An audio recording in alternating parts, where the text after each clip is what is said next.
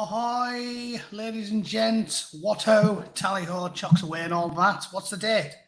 It's the 13th of February, the day before Valentine's Day. Welcome to the BBC Spews. If you haven't got your significant others a card, you best do today or you're in the shit tomorrow. Yeah, you know how that works. Who's in? Stevie Horn's in now then, and John Hunter. And Kate, thanks for moderating. Sadwings is whinging, as usual, all right. Tess is in, Ollie, JVPA, Victoria Maguire, Harold Stewart, Davey Boy the Codhead, Mr. Maximum, Darryl Baker, Tony Keogh, Al Lloyd, Two Tony the North, Nova Mankey, Jennifer Hall, and Ragnar's in. All right. No morning tonight. Have you been watching a different show, Lee? I suspect you have. Oh, yeah. Before I start whinging about the BBC, I finished this drawing this weekend. It's supposed to be, well, it's not, I've done the pencil and the pen. I haven't coloured it in yet. It's supposed to be what I look like after watching the BBC for 10 hours.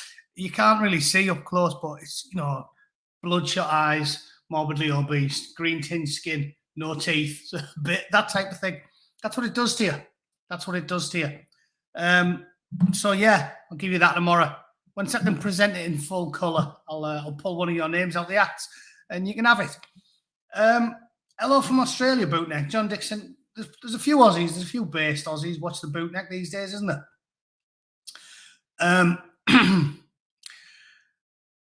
hope everyone's doing well. How was your weekend? Did you do any boozing this weekend? I did. I had a bit of a drink on Friday. I'm getting old, see. I don't do it very often. I've been advised by Paz not to even mention the name of the city in question with what went on this weekend, because essentially, if you even say the name out loud, it's getting added to the increasingly lengthy list of things that you're not allowed to talk about. And if you even say the name out loud, apparently your channel gets slammed or your videos get demonetized. So we've got to add to the long list of things like Golden Bell End churches or the devout followers of the regulars at Alan's snack bar, or the list's getting longer and longer. You can't even now say the name of one of the UK's most famous cities, because if you say that, apparently they'll know that you're making an oblique reference to the systematic abuse of children, and the powers that be don't like it when you talk about that, apparently, because that's logical, isn't it? It's so weird. I had this debate with some, what's the polite term for them? Cunt on Twitter. Sorry, Facebook, who was having a pop. Because I mentioned that TED, which used to be, for those of you that are about my age or maybe a couple of years either side of it, are aware, TED used to be an organisation that just shared interesting, fascinating ideas, and they weren't always averse to controversy. Richard Dawkins got invited to do a TED talk that I enjoyed watching probably about 15 years ago now, when he was talking about the God delusion, because obviously in some parts of the United States that was controversial. But now they've gone woke. So every single time you see TED on Facebook now, it's commie propaganda. Like, they never talk about anything else. It's not, and I follow the page, so it's not like I'm selectively choosing what I'm looking at. Every day I go on there, and every day it's either race baiting, sort of Kahindi Andrews style, or it's gender bending, Sam Smith style, or it's Al Sharpton style rhetoric from some bloke saying how we have to pay reparations. And it's really quite astounding. And somebody on there was doing the whole, you know, it's moral and right to allow children to take drugs or surgical procedures which will affect them for the rest of their lives. And when I went on there and said, do you remember when TED used to be good? I remember when TED wasn't a ridiculous woke, commie fucking sharing space. Do you remember that? That was a good time, wasn't it? And someone went on there and went, again, not very original. oh yeah, your mother and father are related, which is what passes for witty humour amongst effete, wet, woke, limp-wristed liberals. And I responded, yeah, okay then. I'm trying to defend against sexual degeneracy and deviancy, and you're here saying that it's fucking brilliant. Which one of us is more likely to be pro-incest, you mad cunt? It's so... The thing that really irritates me about that insult, though, is that it's, once again, disparaging working class people. If anyone hasn't noticed, that Lee Anderson, the Tory MP, has been getting the ire of the left because he's one of the rare Tory MPs who's willing to stand against the woke orthodoxy. So the second he did, they've gone after him, and all of them are calling him thick. They always do it. It really does irritate me, because with my accent, they call you thick. It doesn't matter what comes out your mouth, how witty you are, how urbane, how well-read. If you talk directly and you're working class, they just call you thick. Oh my God, he's thick as mince. James O'Brien genuinely is stupid. If you're really, really manipulated easily by propaganda without ever thinking, does it really make sense though? You are stupid because you're credulous. There's data points you can use to measure people's intelligence in this day and age. And one of them is your willingness to follow orthodoxy, the crowd. If you're the type of person who stands among a herd, that's why they call them sheep, isn't it? Because sheep are thick as fuck. And you watch them on Clarkson's farm. If a sheep runs somewhere, they all fucking follow it. Doesn't matter what. Could be off a cliff. They are thick as shit. So that's why they're called sheep. And if you're willing to think for yourself, generally you have a slightly higher IQ than those around you. And people like James O'Brien, who swallow every single thing they're told without really thinking about it, call you thick. It's projection on a grand scale. And I won't be talked to like that by a fucking worm like James O'Brien. I'd love to talk to James O'Brien. I'd love to. I might try and ring him. They wouldn't let me on, would they? Because I'm Northern. They'd be like, oh no, he sounds like you might disagree with James. Fuck off. You know for a fact they curate all of his calls. And they do that with working class people in America. It's all they say, all the time. And it's not just an acceptable form of prejudice. It's cheered by middle-class, rich white people. The ones who profess that they care about the poor. People like AOC. If you call someone, if you're a snooty liberal from New York or California and you call someone a toothless, one-eyed sister fucker, AOC will cheer it. They love that. They love it. The people who claim to stand for the downtrodden.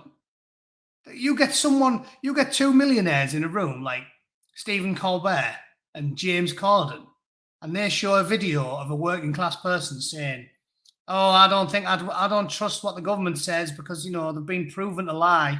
Even if it's reasonable what they say. Like, why would I trust the government when we know they've lied? They lie whenever it suits them. They lied about Iraq and weapons of mass destruction. They lied about the syphilis trials. And again, these are all now ancient history, so they're all facts. Susan, they're all facts, Susan. Don't make me come down there and slap your fucking big, calloused, honking gusset. Don't make me do it. These are all facts. You know it. They're all on Wikipedia. If Jimmy fucking Wales thinks they're acceptable, surely they're acceptable, right? And we know they lied about the syphilis trials, and we know they lied about weapons of mass destruction, and they lie and they lie and they lie. So no, I don't really trust them. And then they'll go, hey there, sister fucker. Hey. And they'll say, be like, the people who go on about, essentially, what's clear as day from looking at these people interacting on Twitter, the more loudly somebody goes on about how tolerant they are, the more intolerant they are. Every time. The more a bloke talks about how much of a fucking feminist he is, the more likely he is to have a fuck dungeon under his house with several unwilling ladies chained to the fucking radiator, right? It's obvious. So these ones who just rebut, it doesn't count as a rebuttal, but just say in response to anything Lee Anderson or you or any of the people in the city that shall not be named or me, they just go, thick as fuck, thick as fuck. Because they're thick. They're easily led, the credulous, the stupid, they're following the herd like a sheep, and a sheep's not a very intelligent animal. And the more go on about how tolerant they are, the more intolerant they are. The commies, for fuck's sake. The commies. This is why it still seems that I'm the only person who does it, but I just call them commies. Because that is what they are. They don't communists don't differentiate by colour or creed or class. They just do it by whether or not you're a communist, right? So if you're rich as fuck, but you're a communist, they love you. And if you're poor and downtrodden, but you're not a communist, they hate you. You're the enemy. If you're black and you're not a communist, you're the enemy. Kanye West isn't black. Douglas Murray's not gay. Because they're not commies. It's fucking that's so obvious to me. But people, they use all this new shit lingo, don't they? And neoliberal and fucking... Essentially, they want to make it so that the language is so laborious to use that it's difficult to name the enemy. The woke, basically people who call themselves woke are communists, even if they don't know it, because they're radical collectivists, and they will hate you regardless of your class, your position, your job, your skin color, your sexuality, your gender, your height, your weight, anything. They will hate you if you aren't woke. So that's easy, isn't it? If they're woke, they're a commie. So don't trust them and don't like them. Easy. Yes, it is. The way of the intercepting fist. Yes, it is. So, yeah, bollocks. Bollocks. I feel a bit like I'm off piss. I'm on the piss today slightly. I wonder why. I wonder if I've bent me monitor when I was rowing through another TV series. I'll tell you what I've started doing, and it sounds a little bit immature since I haven't really watched anime or read comics for a good 10 years. But after listening to My Man Gundam, I've decided that if you can't get good entertainment from modern, well, anything new, you can start on the old Japanese stuff from the 90s. So I watched Ninja Scrolls. I quite enjoyed that. And now I've started on Cowboy Bebop, which I was only... The good position I'm in is that when I joined the corps, it was 1999. I was only a kid. So I went through that era where I was mega into like video games and comics and anime and stuff when I was in the 90s. And then when I joined the corps in 99, well, probably before when I joined the TA in like 97, late 96, I started spending a lot of time out in the field and doing all military stuff. So I didn't... Codhead knows what I'm saying. He's from up north as well. Scroll. I told you, you know what it reminded me of there? I think I've told you guys this story. When I was doing a medical course and there was a black American dude on it, and the one of the instructors was American, and he said, these rigid, you know, like them rigid inflatable trousers you wear, in paramedics have them when you've got broken legs. He said, we call them PCPs or whatever. It was like for pants. And he said, but tell us what you call pants. And I was like, trousers. And the Americans in the room laughed, said, yeah, trousers. I've heard that. And the black dude said, so what do you call pants? And I said, if you're a bloke, you call them undies. If it's a woman, you call them knickers. And he went, what? I went, knickers. And he was like, I thought you said something else with the accent. So yeah, he said, make sure if you're from the north and you go into Macy's, don't go up to the security guard. Don't go up to anybody in the shop and say, is there any knickers around here? Because they might say, well, there used to be, but since we got a lot of security in, we don't see them anymore. So that's, make sure you don't do that. You might inadvertently be accused of using a slur. Right. So, where was I told that? Before I told that humorous anecdote. Forget now. Yeah, I do not like that word. Knickers is a better word because, like, To me, that sounds really, really immature. My missus said the same as well, and she's American. Like, I really don't like the word panties. Sounds like a little child would call them panties, like a 4-year-old would say panties, and a grown up would say knickers. You know what I mean? Like on Valentine's Day, tomorrow, I walk in. I mean, I won't buy flowers or anything. I'm not French. I walk in with a card and say, there's your card, get your knickers off. That sounds nice and adult, doesn't it? There's your card, get your knickers off. Easy. Shreddies. I like that. Shreddies. Never had you down as a stab. Yeah, well, it was a good thing. I told you I wanted to go in the car when I was a young lad, and my dad said you should aim for the top. They're the best. They're the hardest. Probably better if you joined the TA or something, got some experience before you went in. So that's what I did. Talking to the sergeant major. There was a TA RSM in my local. Friend of my dad's called Pete Connors, and he never ever shut up about the TA. Like a lot of stabs, they are like that because it's not really their full-time job, so they fucking love it. They're army barmy. Like all he would talk about was the fucking army all the time. And I asked him for advice. You know, a friend of me dad's. I was about 15. I said, I want to be a bootneck. And he was like, go in a TA then. He said, they won't give you physically, they won't get you up to scratch, but it'll be good for you if you get down there and you already know how to strip and assemble a weapon and fire a rifle. And it was worth doing. I got quite a lot out of it. And I was one of the only lads who could strip and assemble a rifle when I was week one, day one. Anyway, it did help, yeah. So what was I saying? You've totally thrown me off now. I'll have to go back and I'll have to. You know what? I've been thinking about this. Can you actually go back and watch your own stream, and then I'd be able to remind myself exactly what the fuck I'm supposed to be talking about? Because I just went off on a total tangent there. Let me have a look if I can do that in another window. New managing moderators can support your channel in even more ways. Don't know. Don't know.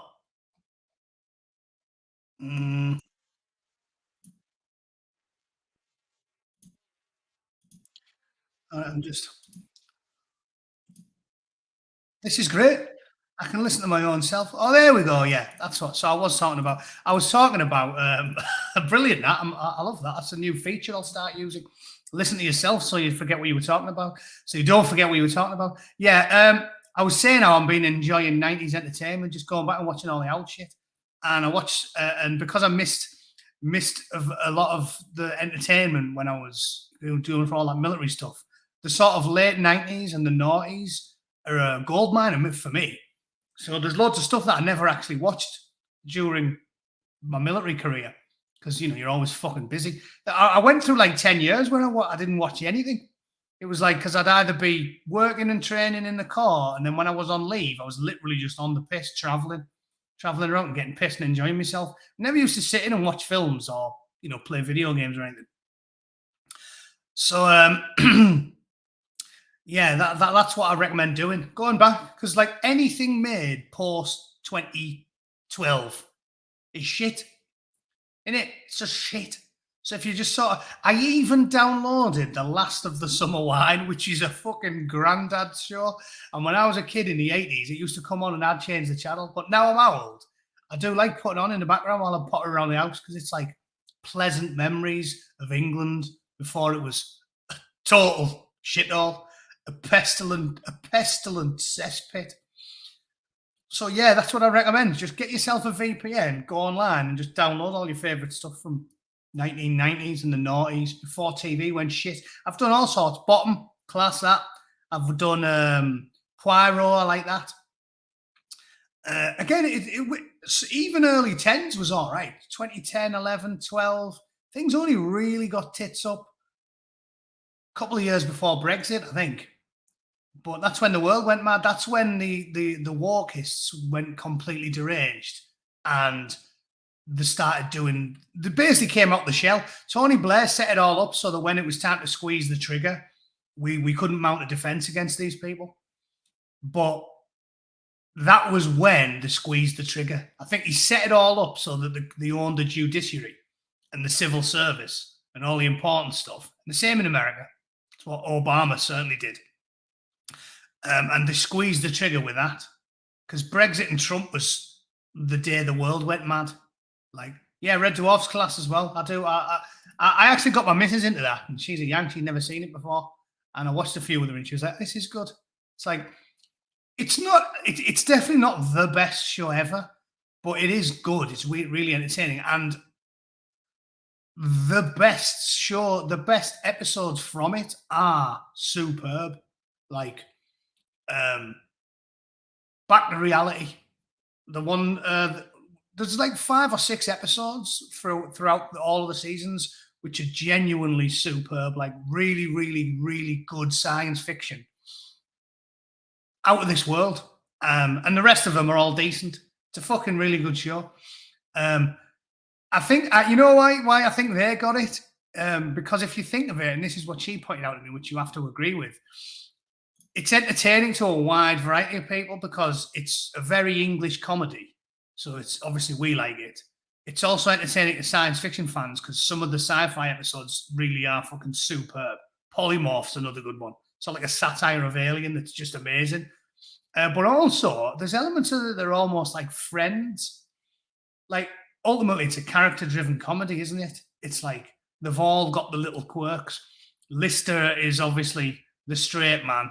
Rimmer is like the stereotype boorish fucking bore. Cat's the quirky weird one. It's like it's a character-driven comedy, just like anything else. So it appeals to a lot of people. It's a fucking good show. Again, up until any of the recent ones were a bit shit. Anyway, we're not here to talk about television. I was just going off on a tangent like I always do. I just wanted to show you this page because it made me laugh. Before I started the stream, I thought I'll find some official narrative on what went on in Airstrip 1. I can't mention the L word that you see in the window, so we're just going to call it Airstrip 1.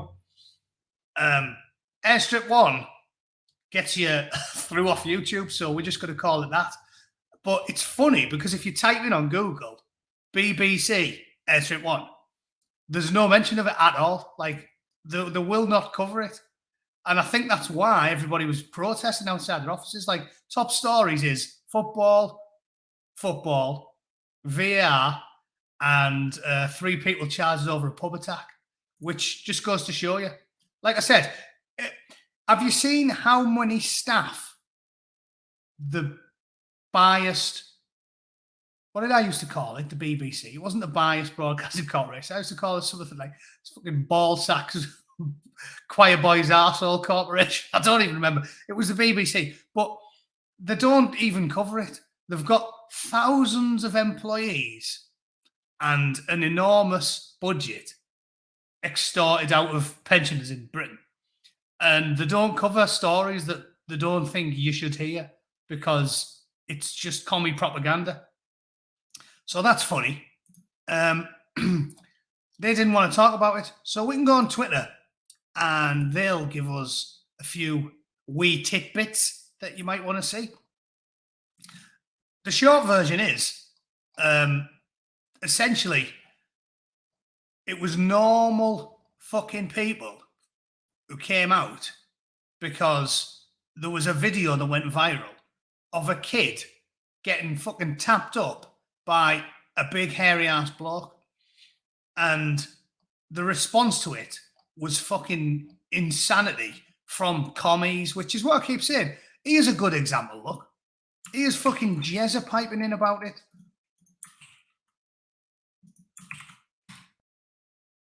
Right? The emboldened far right is mobilizing. If we don't stand up for the kind of world we want to live in, others will fill the vacuum. Hatred can only be defeated by hope, right? From a commie who basically does what they all do and says, if you aren't one of us, you're far right. And then they don't just encourage hatred for them, they encourage violence towards them. They say, because the communists, locate the enemy and destroy them. Why do you think they always fill the gulags up? If you don't think Jeremy Corbyn would have you or someone like David Starkey or Douglas Murray, i.e. working class people, gay people, or fucking Zuby, if you want to throw an ethnic minority in there for good measure, Maya Tusi, He'd have them in the salt mines. They'd labour away until they died and were buried in an unmarked grave by the fucking people that constantly say, hatred can only be defeated by hope, man. Yeah. Fucking suck my hairy beanbag, Jezza, you horrible, slimy, murderous cunt. They are murderous. Commies are murderous. You know it and I know it. And this is what they do. What he means by far right is anybody who isn't a communist. That's it. Doesn't matter what you look like, where you come from, class, gender, sexuality, anything. If you stand against them and say, hang on a sec, they'll go far right. And they've spent 20 years saying, if someone's far right, you know, you've just got to bury them. Is basically what they say. They're not stupid enough to ever say any of this out loud, but they never are. But them gulags always fill up, don't they? And them death tolls always mount. They're building far right. Yeah.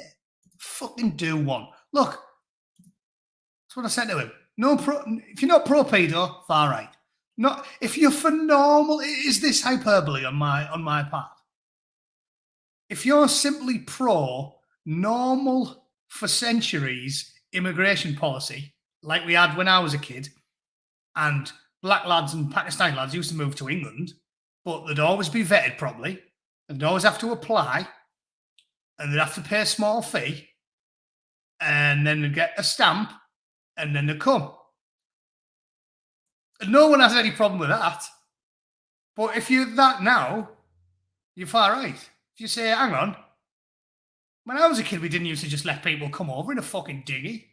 We've had dinghies for many, many years, ladies and gentlemen. This isn't some sort of revelation. It's not a brand new technology that's fucking just arrived. Think about it. The dinghy predates the Channel Tunnel. But they didn't used to come over in dinghies in 1985, did they? And we had dinghies. I remember going out on a pedalo. Me and my dad pinched a pedalo when we were in Spain. I was about 7. And the bloke used to have a big whistle, and he used to stop people from nicking them. And we thought we got away with it because he never said anything. Turned out it was because the pedalo was totally fucked, and we just drifted out about a mile away. And my dad just ditched it, and I clung to his back, and he swam for about half an hour. Nearly killed him. I think he was hungover as well. So I know this. I know that the dinghy predates the Channel Tunnel. But if you say, hang on, we shouldn't be letting people turn up in fucking dinghies, you're the enemy. You're the villain. You're one of them, the other. You're otherized by Jezza. And it's the same with everything. All right, Paz, how are you doing? I was just talking about you, mate, saying I'm not. We're used to calling it Airstrip 1. I'm not making a mention of the city name with L. Just Airstrip 1, right? Because apparently you're in the shit if you talk about the city that shall not be named. So, yeah, that's brilliant, that, isn't it? Boris Johnson, far right. That's what they've all been calling him. When he won the election, they all went, far right. Boris Johnson and his far right supporters. Woke, wet, weak, limp-wristed Boris Johnson, who didn't do anything about the dinghies and agreed with all the lockdowns and pushed the jabs and everything. Far right. Far right. No, he's not far right. Everybody knows he isn't far right. But this is what I'm telling you. They see the world in only two ways. You're either a communist or you're not a communist. And if you're not a communist, nothing saves you. You can be a big, skinny Zulu with 20 brass rings around your neck, sucking a bloke off in a gay disco, in a wheelchair. But if you disagree with Jeremy Corbyn, you're far right. And you get in the gulag, son. That's what they're like. The identity politics thing is a fucking thinly veiled facade for their toxic, murderous ideology. And anybody with half a brain knows it. If you can look at that fucking post and not come to the conclusion that they just want to round you all up, I don't know what to tell you. If you can look at people, they said David Cameron was far right, didn't they? People like Corbyn, far right. Everything's fucking far right. Boris Johnson, far right. What's right wing about him? What's right wing about him? Did nothing about immigration. In fact, under Boris Johnson's Tories, it went up. Didn't we get we finally crossed over 1 million people into England in 1 year under Doris, the fucking albino jellyfish? Far right. Far right. It's like calling fucking Jermaine Greer Adolf. It doesn't even make sense on a logical or reasonable, in any reasonable or logical way. So yeah, that's good. Love that. Martin Daubney was like, fucking lunatic. The protest that you're talking about was attended by local parents concerned for child safety, and they vote Labour. Yeah, they do. But Labour used to not be a communist party. It used to be working class wankers from up north. and it isn't anymore. So I don't know what to tell you. They'll tell you what they are. They all went out there with big, massive banners saying, protect our kids. And when a journalist asked them what the crack was, they said, yeah, big, hairy-ass blokes have been trying to bum fucking 8-year-olds. And their response was, oh, you're far right then, aren't you? All right then. It's fucking mental. Yeah, that I think everybody who can remember the past would shit the pants seeing what these fucking lunatics get up to. It just astounds me. So that is essentially, I promised I was going to spend this morning sticking up for the bin dippers, which is not something people from Middlesbrough normally do. Although, yeah, it is, isn't it? Because people from Middlesbrough are whiny, miserable twats as well. It's not something conservative people ordinarily do. Actually, conservative. Not fucking modern liberal conservatives who are about as conservative as fucking Jeremy Corbyn's left testicle. I don't know if his testicles are any more liberal than his. I'm just thinking, the left one might be more left than the rest of him. Anyway, I just clicked on Teesside Live because I wanted to find you as an example as I was whinging about Middlesbrough being full of whiny.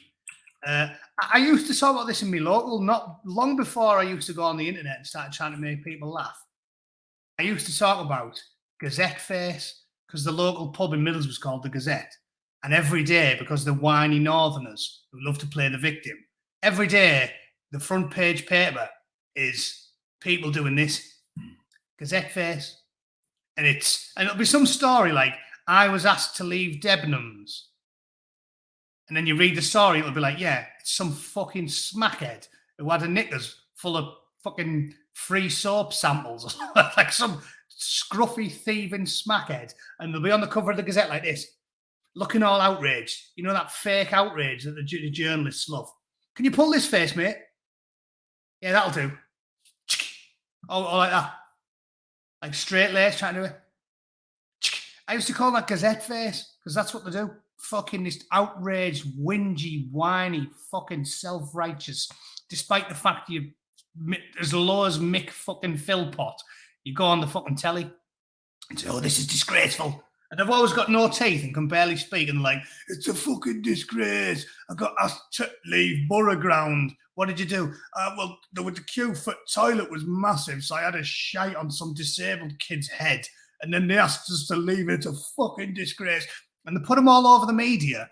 The BBC love out like that because then they can say, oh, yeah, look, this is what people in Middlesbrough like. Fucking got baby for money. Got baby for money. They love pointing at people like that. And I just typed in Gazette because I was going to try and find as an example of Gazette Face. And look at the plot that popped up. Right, this is the old page. Looks like the fucking mutant off Mad Max, doesn't he? That's even worse than Gazette Face, that. And I was expecting some, smackhead good. Looking all offended. That guy, that just screams pedo. Like, if you have a child's dictionary with illustrations next to all the words and you type in pedo, that's the guy who'll fucking come up. And it's another bad thing just so everyone can laugh at me.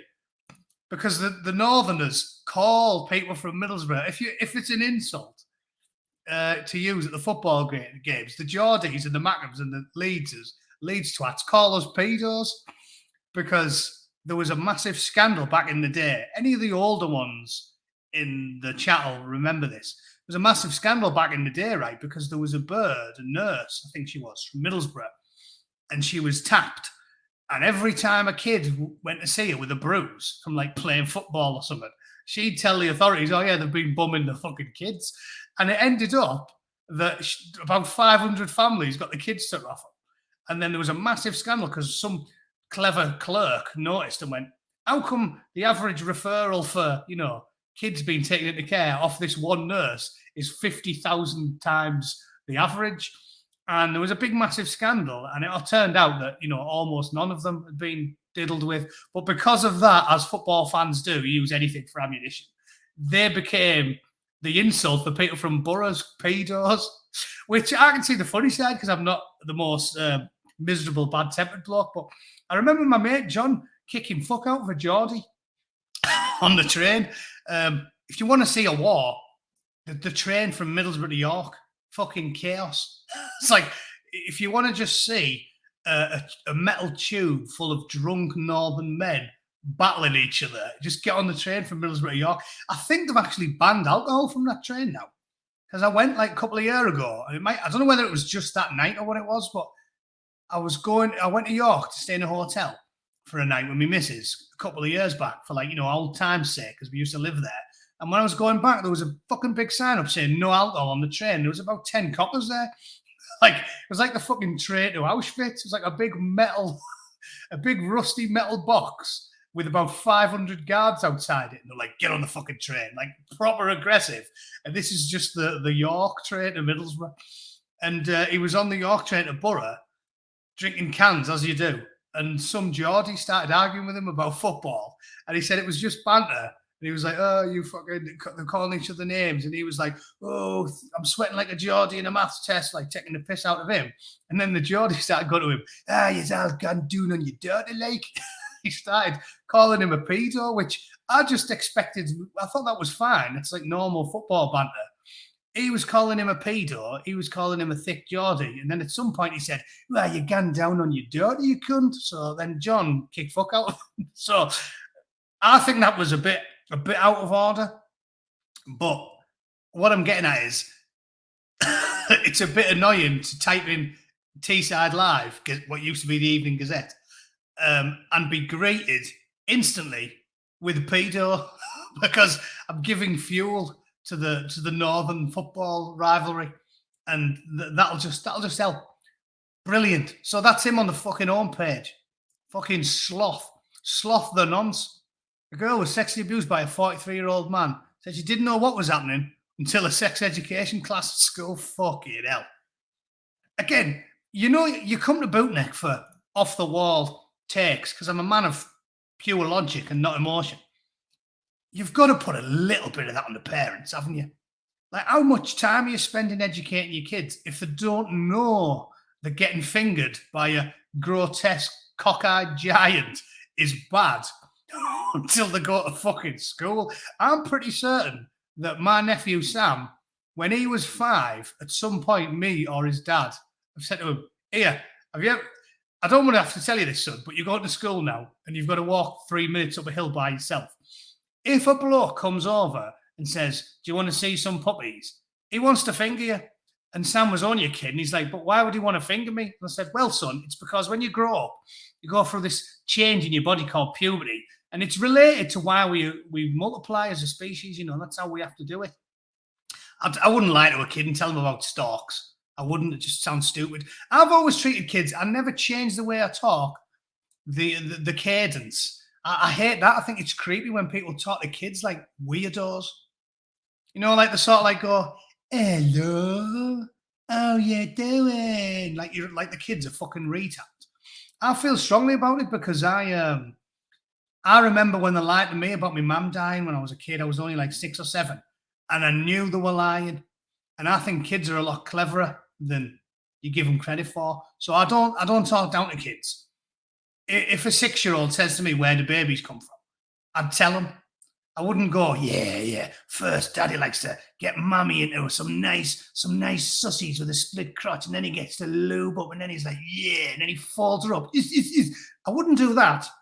But there's always a logical way you can explain things to kids, which is PG friendly.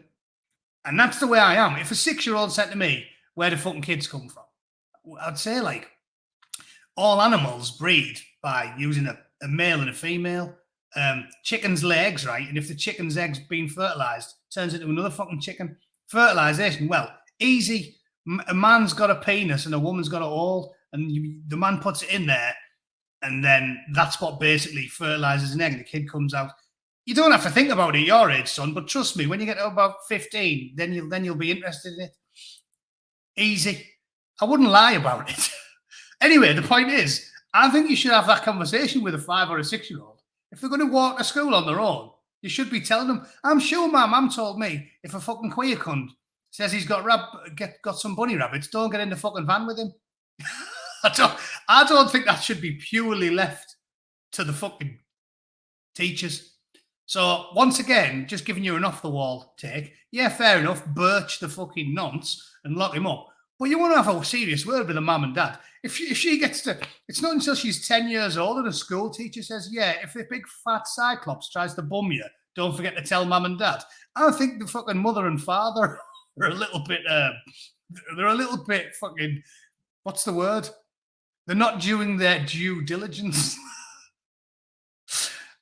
So yeah, the one time I would lie to a kid is Santa Claus, right? Well, they're dead young again. You don't fucking keep it on until they're 13, but a couple of years, sort of that, like 3, 4, 5, 6, best years of your life when you think Santa's real. So I do that, but generally I don't like the kids. I think it's fucking stupid. Anyway, so brilliant. I know things can get a little bit down on this stream sometimes, right? We try to use humour because we struggle with some serious events. So we'll end on a light note, and you can talk about a disgusting, mute, radioactive paedophile. Ending on a high note, radioactive paedophile, ladies and gentlemen. Round of applause for him. Well done, radioactive paedophile. Thanks for tuning in. Tomorrow we will cover something more light-hearted, like global terrorism, nuclear war, possible Armageddon. Yeah, easy. Don't say I don't cheer you up. Right, thanks for tuning in. You can have that for now, you twats. I'll be back tomorrow, and I'll finish this, and I'll draw it tomorrow. So thanks for watching. All right, cheers. See you later.